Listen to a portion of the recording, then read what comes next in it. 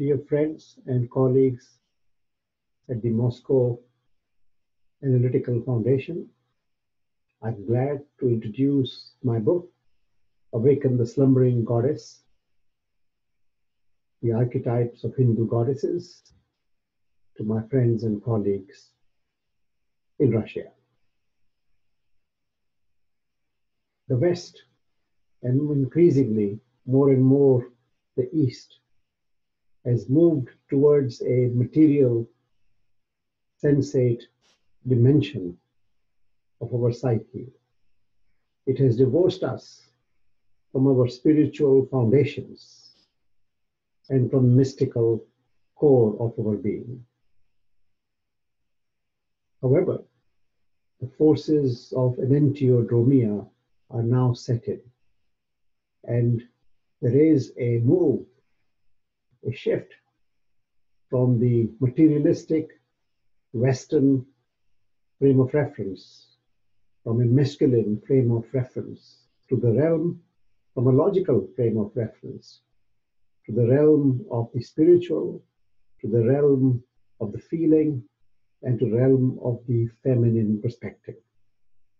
There is an activation of the anima function in our collective. It is manifest in a renewed urge for spirituality in the Western world, manifest in the activation of the archetype of the great goddess. It has put cultures like India, which is emphasis on Mother India, and Russia, which is emphasis on Mother Russia, back into focus in global spiritual evolution. In my work with my adolescents and students, I found that more and more emphasis on the activation of the spiritual and the feeling function, the feminine dimensions of the psyche. So, based on a series of synchronistic events, I decided to explore, as a Jungian, as an Indian, as a Hindu, the dynamic and the mystery of the Hindu goddess archetypes. Once upon a time in my home, I had a friend visiting from India, and he was very impressed by my collection of the statues of the divine throughout my house. He saw the statue of Shiva, he saw the statue of Brahma, he saw the statue of Vishnu, of Krishna, of Ganesha, and he said that was very impressive. However, he made an observation that there was an absence of feminine deities and goddesses. And I was amazed at my blind spot, at my omission, that having lived in the West for 45, 50 years, I had lost connection with my goddess tradition. I had lost connection with the spiritual tradition. I had lost connection with the feeling function, being embedded in the West in the logic, the thinking function, and the sensate function, leading to a sort of an extroversion, which underplays and undermines a sense of interiority, another call of the soul. Based on that observation and a series of other synchronistic events and dreams, I decided to make several trips to India with my daughter, my anima function, my guide, to help me engage the mystery of the archetype of the great goddess, embodied in my work, in my opus, Awaken the Slumbering Goddess. I've used several lenses to establish a sort of a GPS to examine the archetype of the great goddess. These include, first of all, a typological worldview based on the theories of Umwelt, which I have discussed in the book. Secondly, the Gareth Hill's research on the masculine and feminine archetypes. an elegant piece of work which gives us a wonderful classification to understand the archetypes in general and the feminine archetypes in particular. Thirdly, I use the lens of comparative mythology to understand the archetypes in general. Fourthly, I did a blending of the dance between the masculine and the feminine archetypes to understand how they interact and establish wholeness in the psyche. So when we start exploring the archetypes, the first archetype is to prepare the psyche to engage the new realm, a new ground, to prepare to engage new wisdom and new knowledge, which is guided by the archetype of goddess Saraswati, the consort of Brahma.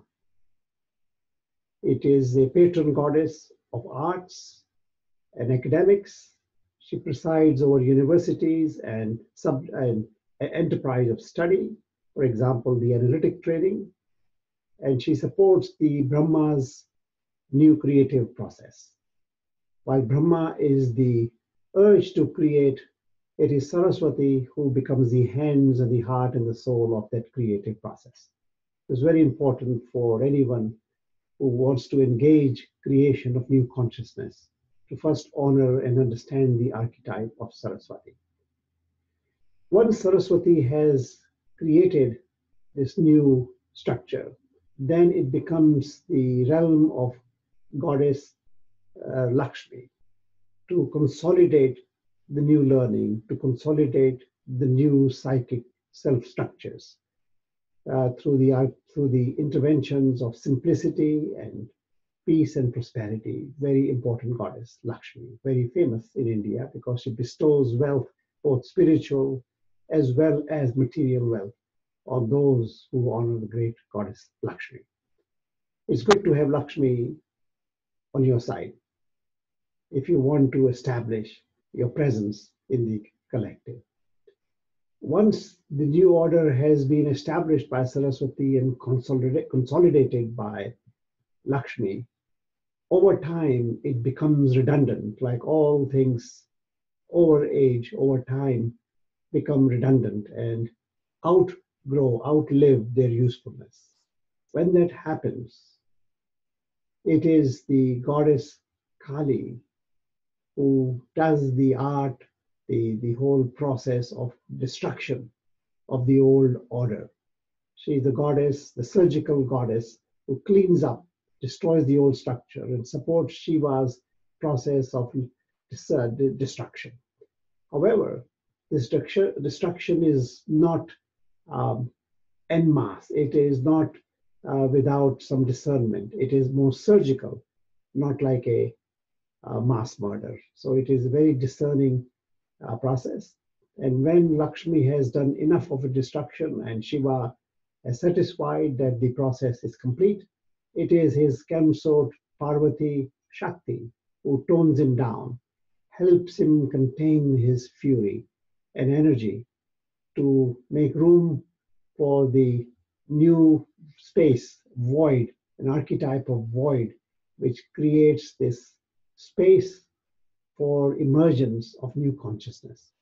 So a very important archetype is archetype of goddess Aditi, the goddess of void, and also the framework to make room for new creation, where Brahma and Saraswati can step in to the void to create new consciousness. However, the process of creating the new consciousness is guided by the archetype of God, elephant-headed God, very popular in India, God Ganesha. The archetype of Ganesha is the archetype of removing the obstacles in the path of new creation, new beginnings. So if you go to homes and businesses in India and something new must be started, it is the archetype of Ganesha, the elephant-headed God, that makes room for the new creation. So we will be discussing that in the book. Once all these archetypes have been in play, then of course we have the whole archetype of Kunukshiyo, the balance between masculine and feminine, and to establish space for the masculine and feminine to do their dance together, which will be discussed both in the chapter of Parvati Shakti, and also in the process of new creation. Of course, there is always some offshoot, there's always some fallout, there's always some toxic side effects, which has to be detoxified. So how to, if you make nuclear energy, there's always nuclear waste. So how to contain the nuclear waste of the psyche, how to hold the shadow so that the work of creation and individuation may continue. The archetype that helps us hold the toxic shadow effects of individuation process is the archetype of Shiva, who holds the poison in his throat, and hence Nilkantha, Shiva with poison in his throat. It's a very fascinating archetype, and I invite you all to enjoy the mystery of Nilkantha, Shiva with a poison in his throat. Once this whole process is complete, of course, in each of these chapters, I have correlated the masculine and the feminine archetypes and compared them mythologically with the other traditions, the Olympian tradition, for example, and the Sumerian and other traditions of the world, which I hope you can relate to. In each chapter, I've also tried to engage the sacred geometry, the yantra, and how they can help us embody and activate the archetype in our sacred space. So it's a wonderful, fun book for me to write. It was a lot of joy. My daughter and collaborator and editor in a broad way, my supporter in the process, was my wonderful daughter, Ami, who helped along in the process. She came to India with me and in 3 visits and helped me get the photographs, which you will enjoy in the book. A very interesting chapter, of course, is the archetype of the 3 goddesses of the Mumbai, or what we used to call Bombay, the Mahalakshmi temple. Some of you may enjoy visiting this temple when you visit Mumbai. And I explored the myth of the 3 goddesses, or Mahalakshmi goddess, which is a composite of the 3 goddesses, Saraswati, Lakshmi, and Shakti, who are the patron goddesses of the city of Bombay, the heartbeat of India, the place of Bollywood, and the epicenter of Indian culture and arts and commerce, and of course, Bollywood. So you will enjoy that chapter on the Mahalakshmi temple and the myth behind it and how the city was constructed under the blessings of the great goddess. Welcome to the realm of the great goddess. Join me in exploring the mystery of the archetypes of the goddesses in India.